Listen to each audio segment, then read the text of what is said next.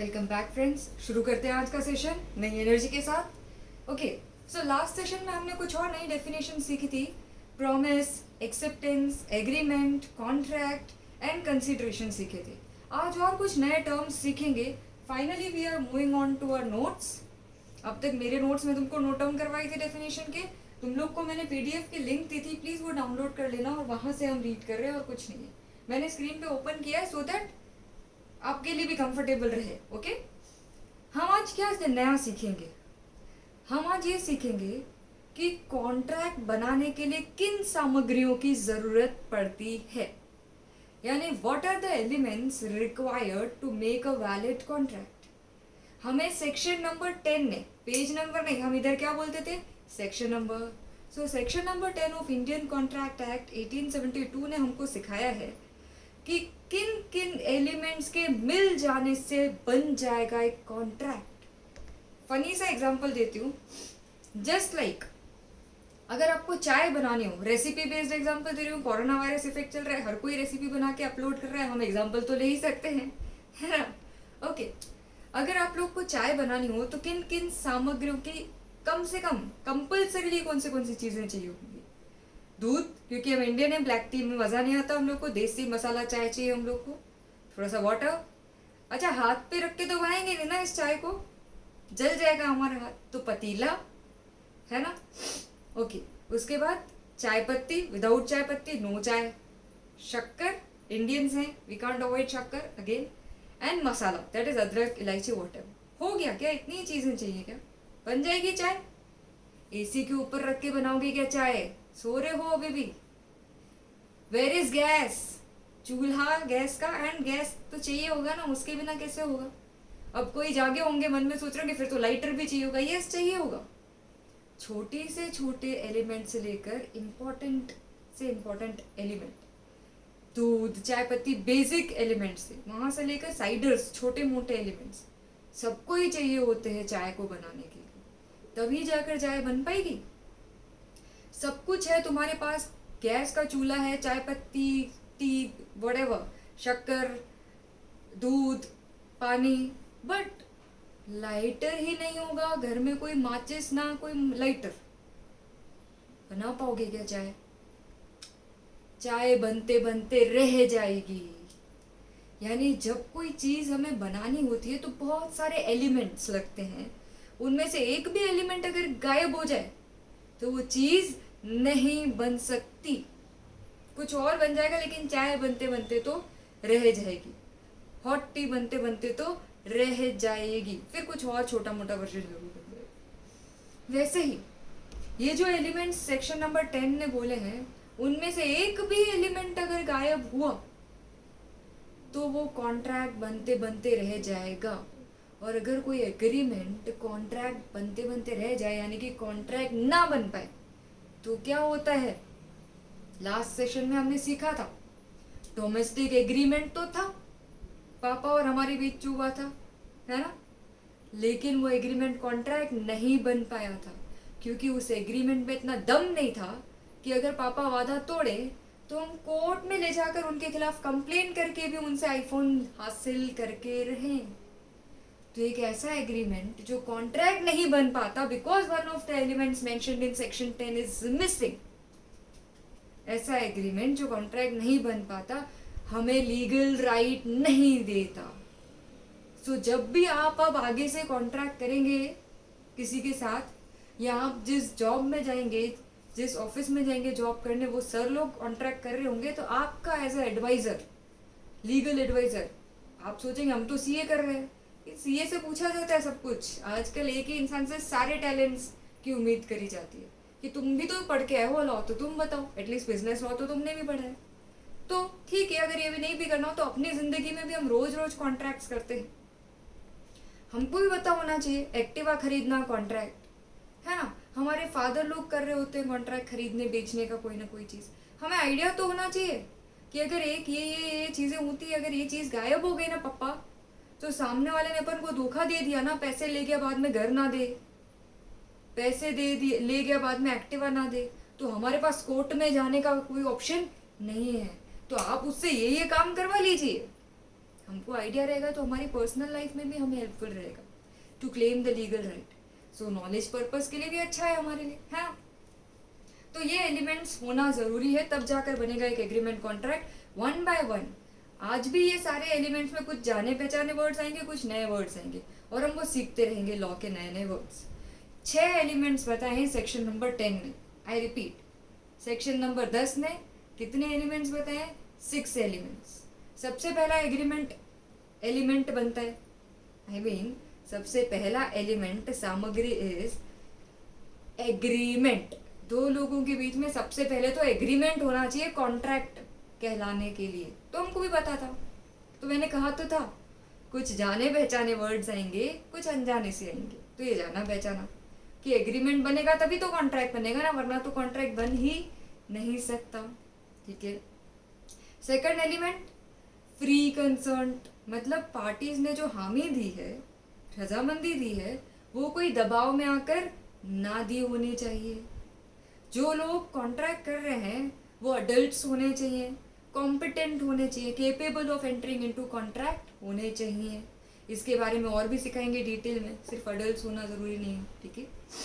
चौथा एलिमेंट, पहले 3 क्या हुए? Agreement, free concert, competency of parties. ठीक है. चौथा लॉफुल कंसीडरेशन होना चाहिए, सुपारी वुपारी वाला नहीं होना चाहिए. लॉफुल कंसीडरेशन होना चाहिए, लॉफुल मकसद के लिए होना चाहिए, lawful object. And sixth thing, ऐसा एग्रीमेंट मत कर बैठना जो कानून ने करने के लिए मना कर रखा है, लाइक ड्रग्स बेचना, गुजरात में बैठ के अल्कोहल बेचना. ऐसे एग्रीमेंट्स को हम एक्सप्रेसली वॉइड बोल देते हैं. एक्सप्रेसली वॉइड बोल देते हैं मतलब हाल फिलहाल के लिए समझो, ऐसे एग्रीमेंट्स की कानून की नज़र में कोई अस्तित्व नहीं होता. They are zero, no value, they have no value in the eyes of law. उसमें तुम्हारा से किसी ने धोखा किया तो कानून की नज़र में तो कभी इसकी वैल्यू ही नहीं थी, ये चीज़ थी ही नहीं, तो तुमको इसके लिए कोई राइट कभी मिलेगा नहीं. ये 6 वर्ड्स हमको डिटेल में सीखने हैं अंडर सेक्शन 10. शुरू करते हैं वन बाय वन. पहला, according to section 10 of Indian contract act 1872, following are आवश्यक सामग्री. चाय बनाने के लिए नहीं, कॉन्ट्रैक्ट बनाने के लिए. लौट के आ जाओ.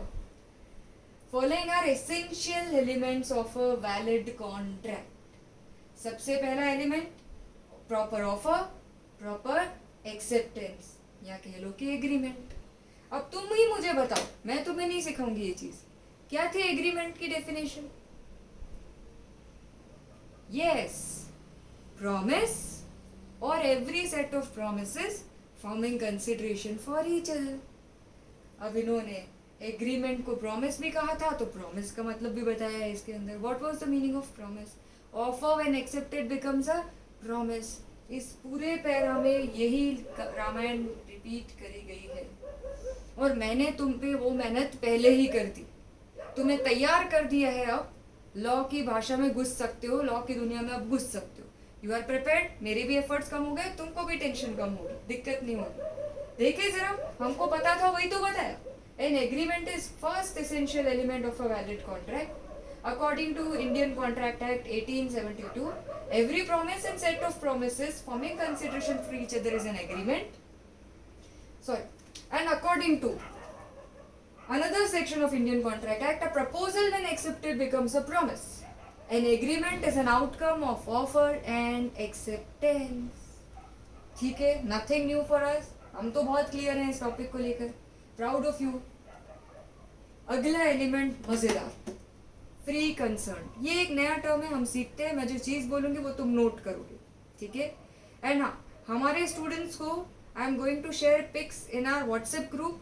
बाकी अगर कोई आउटसाइडर्स हमारे नॉन स्टूडेंट्स में से कोई देख रहा है लेक्चर, तो they can write it in the comment. उनको चाहिए होंगे तो इन चीज़ जो मैं अभी बोल रही हूँ उसके नोट्स यहाँ पर भी मैं नीचे शेयर कर लूँगी आपके साथ. Okay, let's come back to free concern. Free concern सीखने से पहले कंसर्न का मतलब सीखते हैं. कंसर्न का मतलब होता है मीटिंग ऑफ माइंड्स. दो लोगों के माइंड्स मैच करने चाहिए. ये क्या मतलब हो गया? और डिटेल में जाते हैं. इसका मतलब जब दो लोग सेम सेंस से सेम चीज पे अग्री करें तो हम कहते हैं उनके बीच में क्या हुआ है, सहमति हुई है। एग्जाम्पल से सेटल करते हैं। मान लो मेरे पास दो घड़ी थी, एक ब्लैक वाली एक ब्लू वाली। मेरे पास कितनी वॉचेस थी, दो वॉचेस सेम टू सेम, एक ब्लैक वाली एक ब्लू वाली। मैंने आकर तुम्हें ऑफर दिया, क्या तुम मेरी वॉच खरीदोगे 5,000 रुपए में। तुमने समझा कि अभी जो मैं पहन के बैठी हूँ ब्लैक वाली, मैं उस वॉच की बात कर रही हूँ, और मैं ऑफर जिस चीज का दे रही थी वो कौन सी वॉच थी, ब्लू कलर की वॉच थी। मेरे टर्म्स ऑफर के कुछ ऐसे थे जिसने एक कंफ्यूजन क्रिएट कर दिया था, एक मिस अंडरस्टैंडिंग क्रिएट कर दी थी दो लोगों के बीच में। ऑफर तो आ रहा था ब्लू वॉच का जो कि घर पे पड़ी थी, और तुम समझ रहे थे कि ऑफर है ब्लैक वॉच का जो कि हाथ में पड़ी थी। मिसअंडरस्टैंडिंग जब लोगों के बीच में होता है तो माइंड भी मिसमैच होता है। अब हम दोनों का माइंड सेम चीज के बारे में नहीं सोच रहा। तुम सोच रहे हो ब्लैक वाली वॉच के बारे में, मैं जब ऑफर दे रही हूं तब कौन सी वॉच बेचने का सोच रही हूँ, ब्लू वाली वॉच। तो हम दोनों क्या सेम थिंग पे अग्री कर रहे हैं। आई रिपीट, मैंने ऑफर मन ही मन ब्लू वॉच सोच के दिया था, पर बोलने में क्लैरिटी नहीं थी, इसलिए तो मिसअंडरस्टैंडिंग क्रिएट हुई पार्टीज के बीच में। रियल लाइफ में भी हमारे साथ हुई होगी, फ्रेंड्स के बीच में इसी तरह से मिसअंडरस्टैंडिंग, वही इधर भी होगी। रियल लाइफ, रियल एग्जांपल्स ही तो ले रहे हैं। मैंने ऑफर दिया एक घड़ी का, तुम समझ बैठे दूसरी घड़ी, तो क्या कोई एक्सेप्टेंस है मेरे वाले ऑफर के लिए? क्यों? क्योंकि हम दोनों का माइंड मैच नहीं किया। माइंड मैच करना मतलब you are thinking about the same thing. Mind match कब करता है? जब हम लोग एकदम सेम थिंग के बारे में सोच रहे हो सेम टाइम पे। इस वक्त ऑफर देते वक्त 5,000 रुपए का मैं सोच रही हूँ कि ब्लू वॉच खरीदोगे क्या। तुम सोच रहे हो पहनी हुई वॉच की बात कर रही होंगी मैम, ऑब्वियस है, कुछ नहीं बोला तो कौन सी का बात कर रही होंगी, पहनी हुई ब्लैक वॉच की बात कर रही होंगी।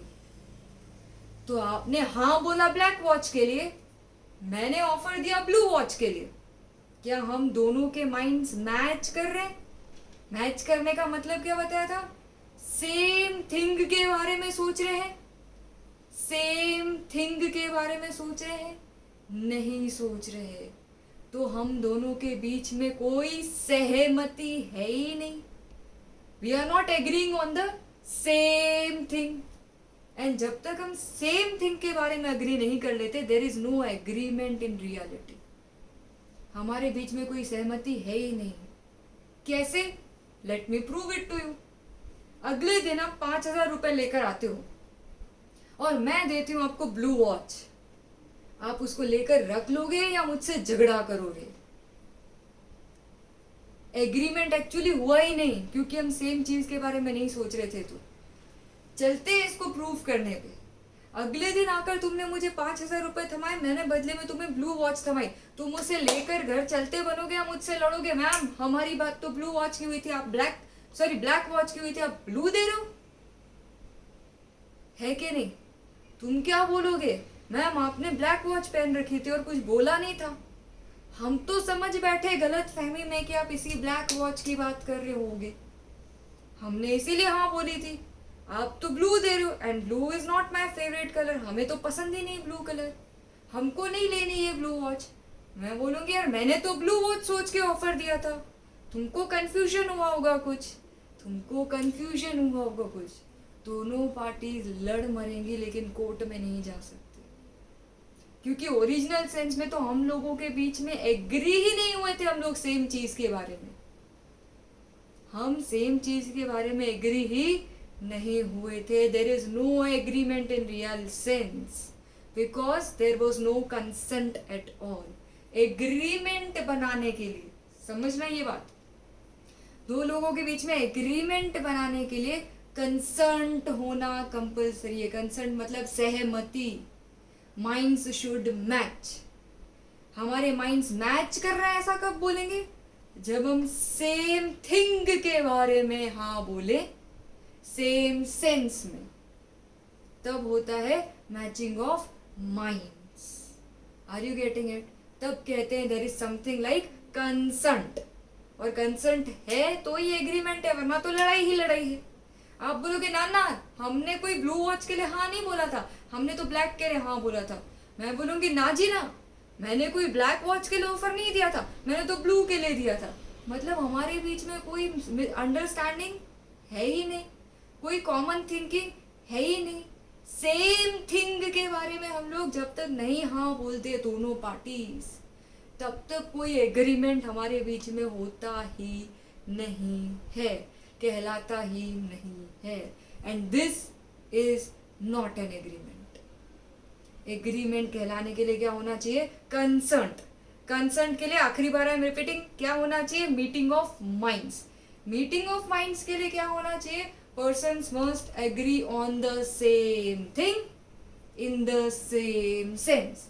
सेम चीज के ऊपर जब तक हाँ नहीं बोलते, there is no agreement, no सहमति. ठीक है?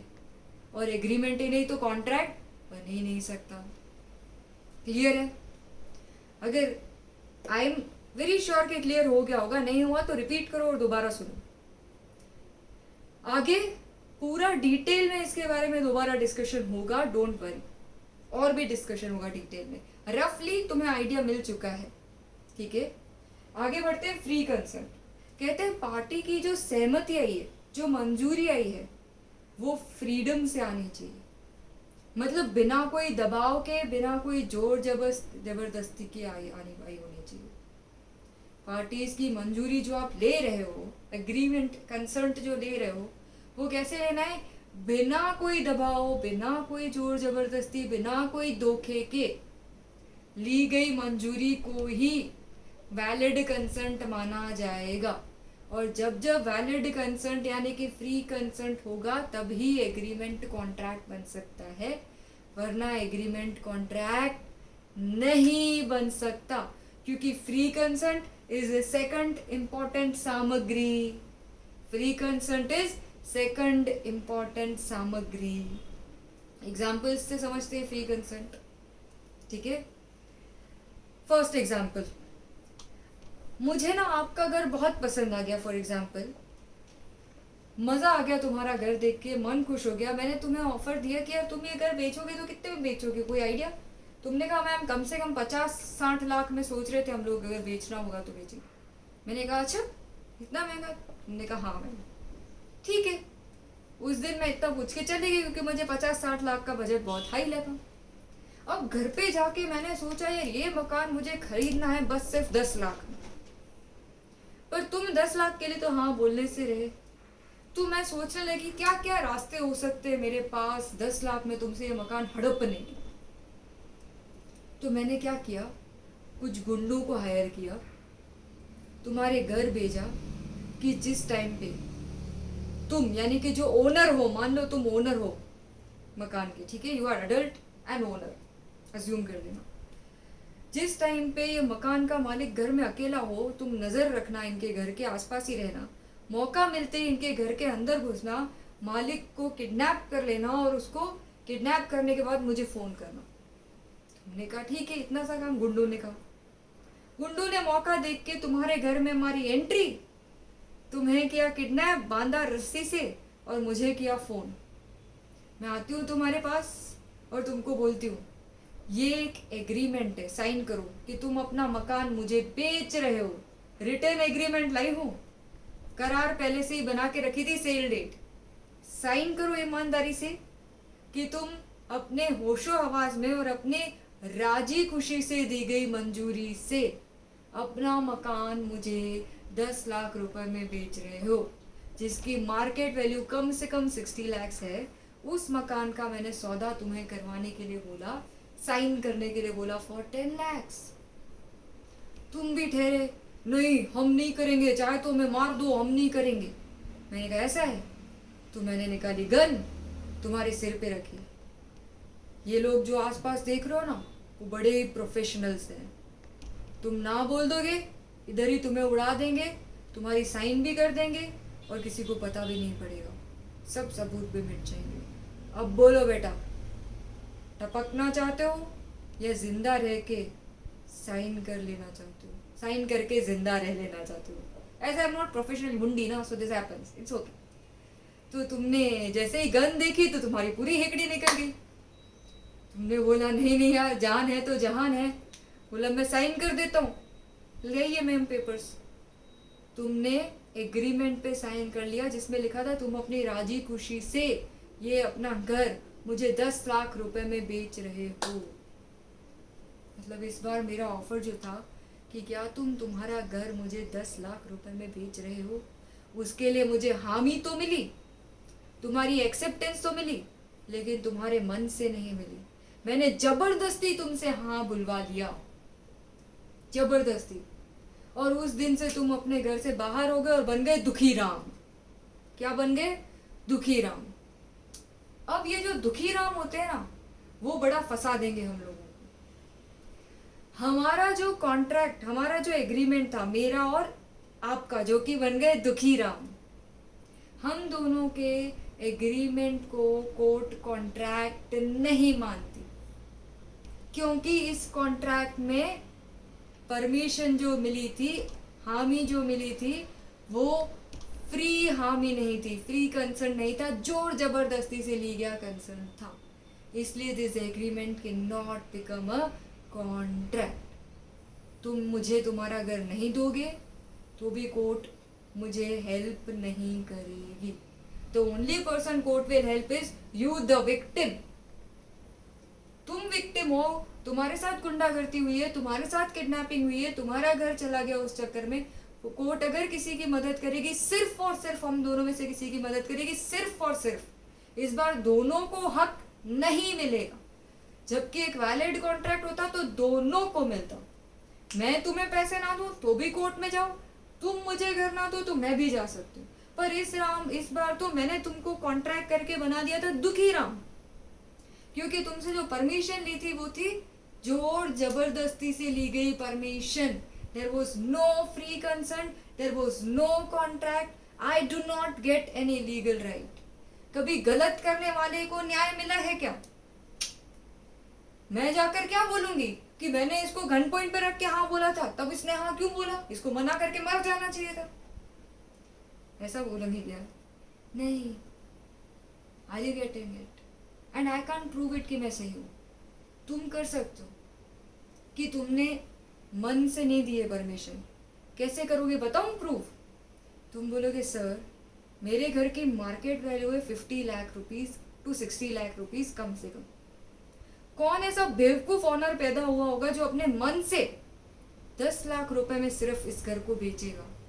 आप इसी बात को एविडेंस बनाकर समझिए सर. हम इसी को एविडेंस बनाकर प्रूव करेंगे कि सिर्फ 10 लाख में बेचना मेरे मजबूरी रही होगी मेरी जान बचाने के लिए, जो कि सीमा मैम ने की थी हमारे साथ, हमारे गन पॉइंट पे रख के हमसे हाँ बुलवा के चल दी थी. Are you getting it? समझ आ रही है बात? समझ आई बिल्कुल क्लियरली. जब जब मंजूरी जोर जबरदस्ती से ली जाएगी या धोखा से ली जाएगी, तब तक contract is not there between two persons. Are you getting it? है तो धोखाधड़ी का केस, है तो किडनैपिंग का केस, वो लड़ सकते हो. कोई कॉन्ट्रैक्ट ही नहीं है, कोई लीगल एक्शन का राइट नहीं मिलेगा. तो लीगल एक्शन का राइट दोनों को चाहिए. तो कॉन्ट्रैक्ट कैसे लेना चाहिए? राजी खुशी से दिया गया परमिशन से होना चाहिए, जोर जबरदस्ती से नहीं बनाना चाहिए. तो I am reading it in English और नए नए वर्ड्स भी सिखाऊंगी. ठीक है? 2 or more persons are said to concern when they agree upon the same thing in the same sense. This can also be understood as identity of minds या matching of minds in understanding the terms. और concern को पता है Latin English यानी कि law के jargon में क्या कहते हैं? Consensus ad idem. क्या बोलते हैं? Consensus ad idem. कहाँ लिखा हुआ है? ये रहा. मैं थोड़ा और जूम कर लेती हूँ तुम लोगों के लिए. ये रहा. Consensus ad idem. मतलब पहले 2.5 लाइन में इन्होंने तुमको कंसर्न का मतलब सिखाया है। दो लोगों के बीच में कंसर्न है ऐसा बोला जाएगा when they agree upon the same thing in the same sense. या तो ये कह लो कि when their minds are at identity at similarity या मैचिंग। क्या बोला? जब उनके माइंड्स आइडेंटिकल है, मतलब सिमिलरली सोच रहे हैं, मैच कर रहे हैं। ब्लैक वॉच ब्लू वॉच वाला एग्जांपल देके जो कि मैंने तुम्हें समझाया पहले कंसर्ट का मतलब। और कंसर्ट को जैसे कंसिडरेशन को क्विड प्रो को बोलते थे, वैसे कंसर्ट को लॉ में क्या बोलते हैं? Consensus ad idem. हाईलाइट करोगे जब तुम्हारे पास बुक्स आ जाएंगी, पर अभी मेरे नोट्स का फोटो तुम्हारे पास आएगा, उससे तुम नोट डाउन करोगे। मैंने उसमें ये सब लिख के रखा है चार्ट वे में, ठीक है। फर्दर तो पहला एग्रीमेंट के लिए कंसर्न होना चाहिए, और कंसर्न भी कैसा? Further such a concern must be free. तो ये समझाओ कि कब कब कंसर्ट फ्री नहीं माना जाएगा, कब कब कंसर्ट फ्री नहीं माना जाएगा। जब जब कंसर्ट जोर जबरदस्ती से लिया जाए, जिसको इंग्लिश में बोलते हैं कोअर्जन। क्या बोलते हैं? कोअर्जन, यानी कि फिजिकल चोट पहुंचाकर हाँ बुलवाने का धमकी देना।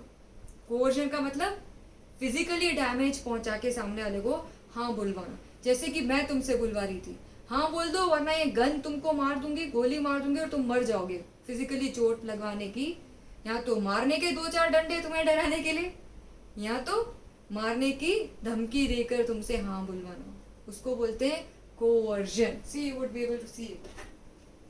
Consent would be considered as free if it is not caused by, इन चीजों का इस्तेमाल करके ना ली गई हो मंजूरी। फिजिकल टॉर्चर करके, अनड्यू इन्फ्लुएंस मतलब मेंटल टॉर्चर करके। कोअर्जन से नहीं ली जानी चाहिए, फिजिकल टॉर्चर किडनैपिंग करके जो कर रहे थे। अनड्यू इन्फ्लुएंस का मतलब क्या? मेंटल प्रेशर, मेंटली टॉर्चर करके हाँ बुलवाना। फॉर एग्जाम्पल तुम हो 12th की, अभी जो भी देखे है वही अज्यूम कर लेना। अगेन आगे आने वाली कहानी रियलिटी से कोई वास्ता नहीं रखती। मान लो तुम इस वक्त 12th स्टैंडर्ड में, थोड़ा पीछे ले जाऊंगी मैं तुम्हें हिस्ट्री में। मान लो तुम इस वक्त 12th स्टैंडर्ड में हो, तुम्हारी पोस्ट प्रीलिम्स की रिजल्ट आई, और मैं तुम्हें पढ़ाती हूँ मान लो इकोनॉमिक्स, ठीक है। और इकोनॉमिक्स के पेपर में तुम हुए हो फेल, तो मैं तुम्हें बुलाती हूँ स्टाफ रूम में और तुम्हें कहती हूँ देखो यार इकोनॉमिक्स के पेपर में तुम फेल हुए हो, अगर मैं फेल मार्क्स डालूंगी तुम्हारे, ठीक है, तो तुमको बोर्ड की एग्जाम देने नहीं मिलेगी। क्या करें हम बताओ? अच्छे से पढ़ोगे? तुमने बोला हाँ। मैंने बोला नहीं, मुझे तुम पे भरोसा नहीं है कि तुम अच्छे से पढ़ोगे। I will give you an offer. अभी अभी तुम्हारे पापा ने तुम्हें नया iPhone 11 गिफ्ट दिया है, मैंने सुना है। I am asking you the student. हाँ, तुम स्टूडेंट हो, मैं टीचर हूँ, और मैं तुम्हें क्या पूछ रही हूँ? अभी अभी मैंने सुना है तुम्हारे क्लासमेट से कि तुम्हारे फादर ने तुम्हें iPhone 11 गिफ्ट दिया है। तुम मुझे वो दे दोगे 5,000 रुपए में। कितने में दे दोगे टीचर को वो? Teacher is giving you an offer and this is just a फालतू सा example to make you understand. Okay, I am saying you कि अगर तुम तुम्हारा नया नया iPhone 11 मुझे सिर्फ 5,000 रुपए में दे दोगे, तो मैं तुम्हें पास कर दूंगी और तुम बोर्ड की एग्जाम दे पाओगे, और तुम्हारे माँ बाप को शर्मिंदगी नहीं फेस करनी पड़ेगी कि उनका बच्चा बोर्ड की एग्जाम नहीं दे पाया क्योंकि वो इंटरनल एग्जाम्स में ही फेल हो गया। अगले साल फिर उसे स्कूल रिपीट करनी पड़ेगी, उनकी तो नाक ही कट जाएगी, शर्म के मारे बहुत ही बुरी हाल हो जाएगी उनकी। इतना मेंटली तुम्हें प्रेशर क्रिएट कर दिया, मम्मी पापा को ये होगा, मम्मी पापा को वो होगा, समाज में ऐसा होगा बोल बोल के, कि तुमने बोला हाँ मैम हम आपको 5,000 रुपए में मोबाइल दे देने के लिए रेडी हैं। iPhone 11 only for 5,000 rupees. You agreed. मैंने तुम्हें ना मारा, ना पीटा, ना किडनैप किया, ना गन पॉइंट पे रखा, फिर भी जबरदस्ती तो हाँ बुलवाया ना। ऐसे ही मैं तुमको पूछती, तुम मस्त मार्क्स से पास हुए तो, और तुमको पूछती तो तुम कभी देते क्या? iPhone 11 जितना महंगा मोबाइल तुम मुझे सिर्फ 5,000 में कभी देते क्या? नहीं देते। भाई बहन को नहीं देते हो, मुझे क्या दोगे? ऑफ कोर्स नहीं दोगे, है ना। तो अगेन इसको बोलते हैं अनड्यू इन्फ्लुएंस, यानी कि अपनी पोजीशन का नाजायज फायदा उठाकर सामने वाले पे मेंटल प्रेशर डालकर उससे हाँ बुलवा लेना जबरदस्ती। Are you getting it? तो अनड्यू इन्फ्लुएंस का इस्तेमाल करके मंजूरी नहीं ली होनी चाहिए। फ्रॉड, धोखे से मंजूरी नहीं ली होनी चाहिए। और मिस रिप्रेजेंटेशन करके यानी कि फैक्ट्स को घुमा फिरा के तुमने मंजूरी नहीं ली होनी चाहिए। ओके